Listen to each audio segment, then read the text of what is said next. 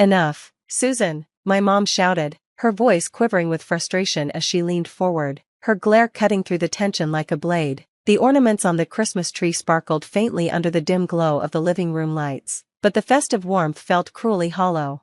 I sat frozen, my hands gripping my lap, trying to quell the anger rising inside me. You always have to make everything about you, my dad added, his tone sharp enough to sting. The words hit harder than I expected, and for a moment, the only sound in the room was the faint ticking of the clock on the mantel. My name is Susan Blanchard. I was 32 years old then, and this was Christmas Eve in the late 1970s, a time when families like ours in rural Illinois depended on one another. Our family farm, passed down for generations, was struggling to stay afloat. Years earlier, I'd moved to Chicago to become a lawyer, a choice my parents still saw as a betrayal of our roots. Meanwhile, my older brother Jake stayed behind, running the farm and basking in the glow of our parents' constant praise. I didn't resent him for staying, it was how they treated me that stung. No matter what I did, I was always the outsider. Since summer, I'd quietly sent money to the farm's shared account, hoping to help with the mounting bills Jake had mentioned. He'd asked me to keep it between us, insisting it would hurt our parents' pride if they knew. At the time, it made sense. I trusted Jake to handle it, but now, sitting at the table, listening to our parents heap praise on him for sacrificing so much to save the farm, I felt a deep sense of betrayal. Jake's the reason we've been able to keep things going, my mom said, her voice thick with pride. I don't know what we'd do without him. I looked across the room at Jake, expecting some sign of acknowledgement or guilt. Instead, he leaned back in his chair with a smirk, clearly enjoying the spectacle. That was the breaking point. Actually, I said, my voice shaking but loud enough to pierce the chatter, I'm the one who's been sending money, every month since July. My dad scoffed, shaking his head as if I'd just said something absurd. Don't start making things up, Susan. Jake's been here day in and day out, working his tail off for this family. Why would you even say something like that? The dismissive tone stung more than the words. My mom crossed her arms, her expression cold. Honestly, Susan, it's Christmas. Can we not ruin the evening with your need for attention? Anger and humiliation surged through me. I'm not making it up, I said firmly. I've been depositing money at the Chicago branch of the bank directly into the farm account. Every single deposit came from me. But they weren't listening. My dad waved me off with an exasperated sigh, and my mom turned to Jake, who shrugged, feigning ignorance. The frustration was unbearable. Are you really going to sit there and lie, Jake? I demanded, my voice sharp. You know I've been making those deposits. Jake didn't flinch. He leaned back, his smirk widening. I have no idea what you're talking about, Susan, he said, his tone dripping with false innocence. My blood boiled. Unbelievable, I muttered, shaking my head, but our parents didn't seem to care. My dad sighed heavily, as if I were the one ruining the evening, while my mom cast Jake a sympathetic glance, as though he were the victim. I stood, my chair scraping against the floor, and locked eyes with Jake. You know exactly what I'm talking about, I said, my voice trembling with anger. Those deposits weren't small. You've been letting our parents believe you're some kind of hero, when all you've done is lie. If you don't admit it now, I'll leave first thing tomorrow, I said firmly, my voice steady despite the storm of emotions roiling inside. I'll go back to Chicago and get the proof myself. Jake shrugged, leaning back in his chair with infuriating nonchalance. You're wasting your time, Susan, he said with a chuckle. Whatever story you've cooked up in your head, go ahead and prove it. In that moment, I realized Jake didn't think I'd actually follow through. To him, this was just another family argument that would fizzle out, one where I'd eventually back down, letting him win like always. His smirk said it all. He thought I was too afraid of the fallout to take action. But that smirk only fueled my determination. I wasn't going to let him get away with this, not this time. He'd lied, taken advantage of me, and soaked up our parents' praise while treating my contributions like they didn't exist. I wasn't staying silent. The next morning, I packed my bags, unable to endure another moment in that house. When I told my parents I was leaving, my mom sighed, her voice heavy with disapproval. It's Christmas, Susan, she said, as if I were the one ruining everything. My dad didn't even look up from his coffee. Can't go a single holiday without causing a scene, he muttered. Jake, of course, barely hid his grin, lounging smugly in his chair as though he'd already won. I didn't respond. I wasn't staying, not with everyone acting like I was the problem. I knew the banks were closed, but I didn't care. I needed to get out of there. away from their judgment and his lies. The drive back to Chicago felt endless. The roads were eerily quiet, most people home celebrating with their families. I gripped the steering wheel tightly, the cold winter air seeping into the car, despite the heater working overtime. My thoughts churned, replaying the events of the night before. Jake didn't believe I'd actually do it. He probably thought I'd stew in silence, too intimidated by our parents' blind faith in him to act. But this time was different. I was done being dismissed, done letting him walk all over me. As I passed snow-covered fields and frozen lakes, one thing became certain: I would get the proof, and I would make sure everyone knew the truth. A few days later, when the banks reopened, I went straight to the Chicago branch. The morning was bitterly cold, the kind of cold that stung your skin and made every breath sharp. I stepped inside, the warmth of the bank a welcome relief, and approached the counter. "Good morning," the teller greeted me with a polite smile. "How can I help you today?" I explained, my tone firm but measured, that I needed copies of every deposit I had made to the Blanchard Farm account since July. The teller nodded and disappeared into the back. He returned with a thick ledger and a small machine that began printing receipts. One by one, the records emerged, each with my name, the dates, and the amounts clearly listed. When he handed me the stack of receipts, his smile was polite but curious. "Here you go, ma'am. Let us know if there's anything else you need." "Thank you," I said, my hands trembling slightly as I gripped the papers. They weren't just receipts, they were proof, undeniable evidence of Jake's lies. With the stack in hand, I headed back to my car. The roads were still slick from the recent snowstorm, but I didn't care. I needed to get back to the farm.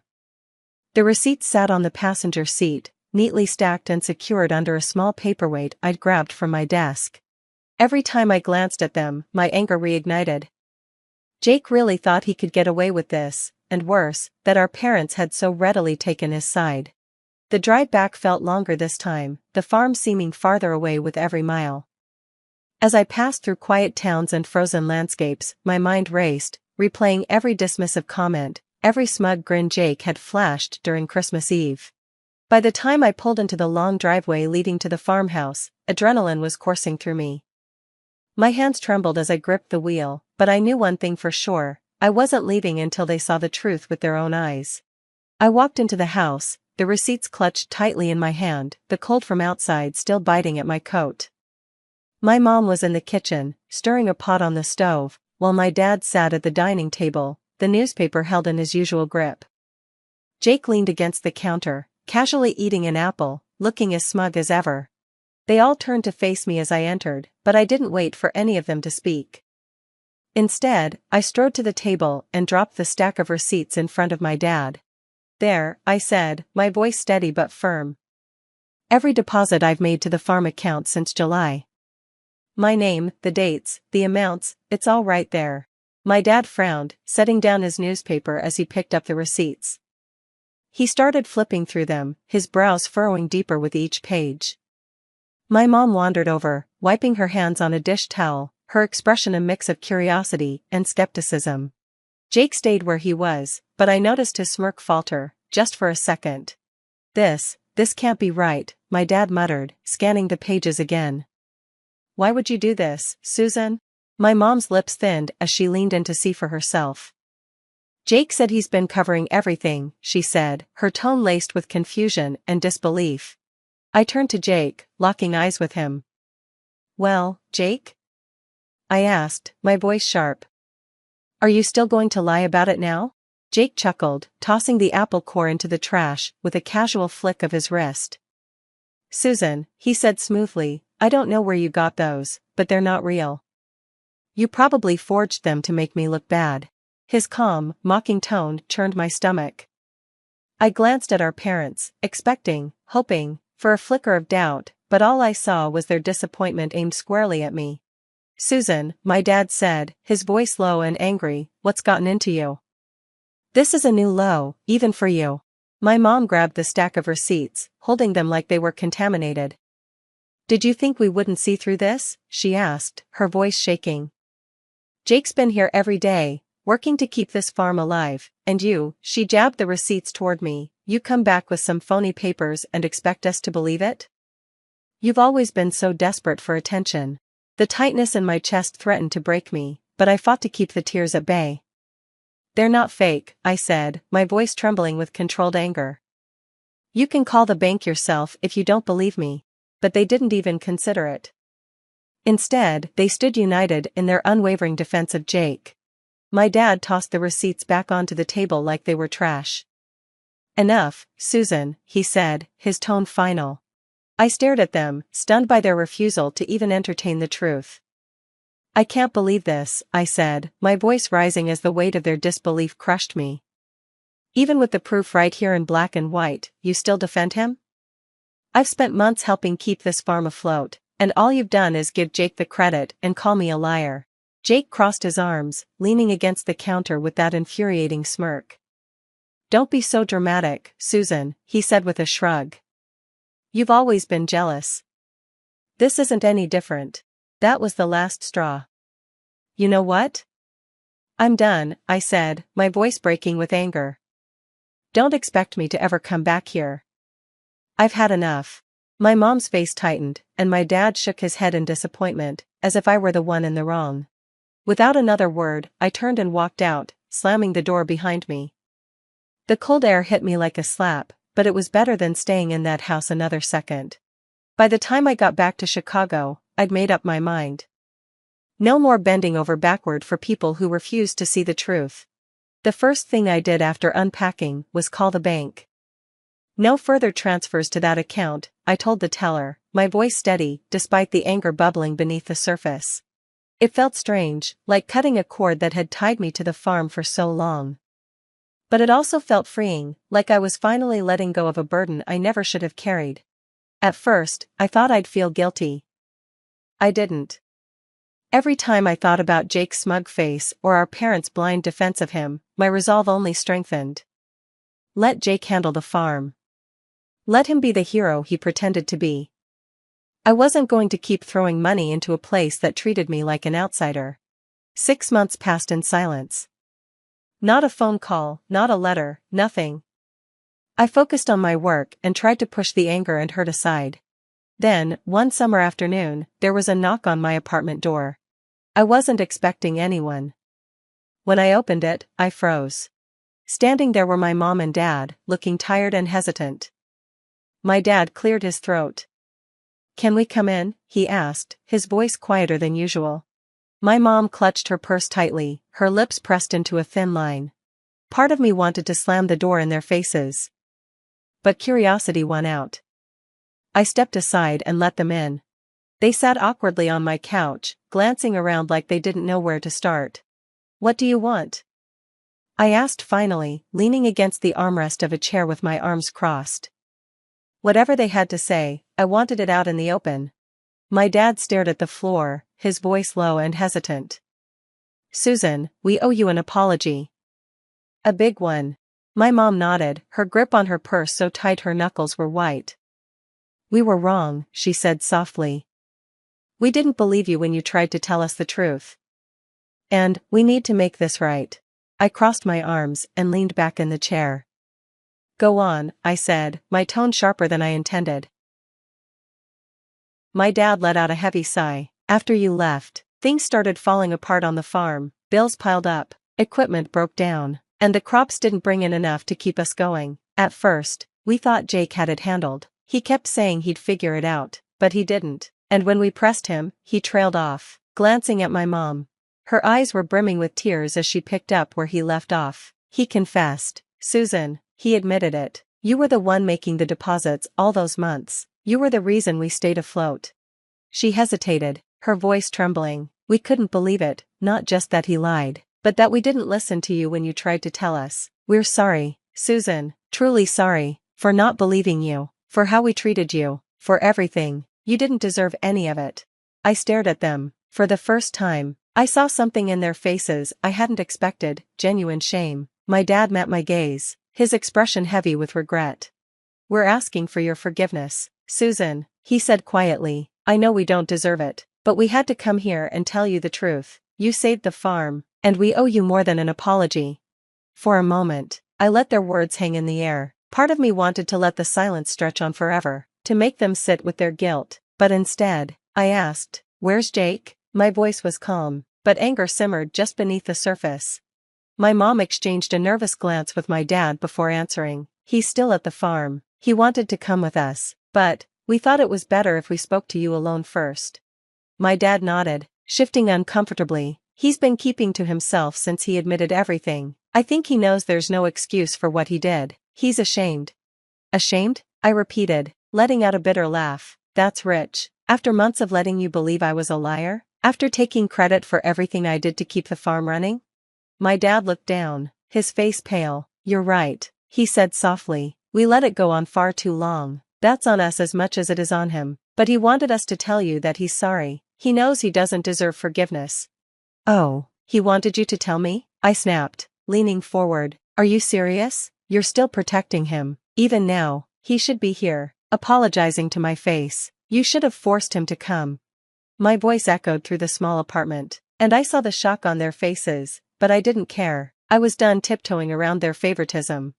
My mom opened her mouth, but I cut her off. Do you even hear yourselves? He lies, manipulates, and twists everything I did into some heroic story for himself. And now, when it's time to take responsibility, you're still shielding him? What? He's too embarrassed to face me, so you're here cleaning up his mess? Do you realize how insane that sounds?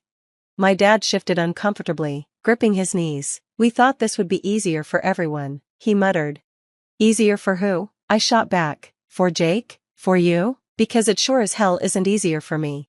Neither of them had a response. My mom looked down at her hands, nervously twisting the strap of her purse, while my dad stared at the floor, his jaw tight. The silence between us stretched, heavy and suffocating, until finally, my dad stood.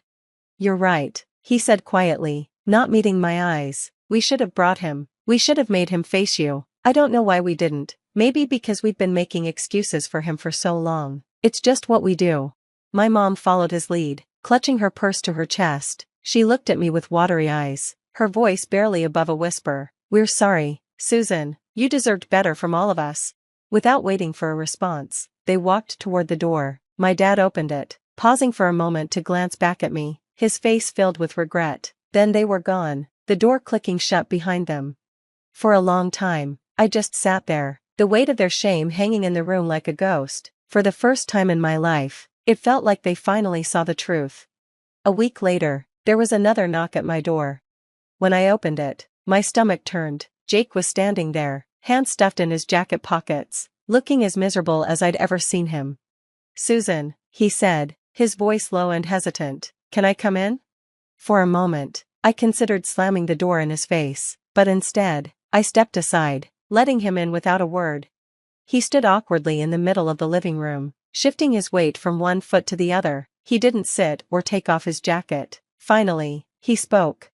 I came to apologize, he said, his voice barely above a whisper, for everything, for lying, for taking credit for the money you sent, for letting Mom and Dad treat you the way they did.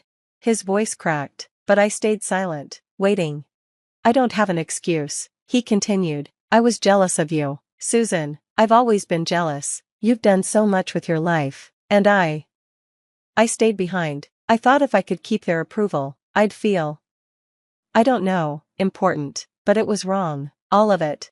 Jake's voice broke completely, and before I could say anything, he dropped his head into his hands and started to cry, big, heavy sobs that shook his entire body. It wasn't the kind of crying you fake. It was raw, filled with shame.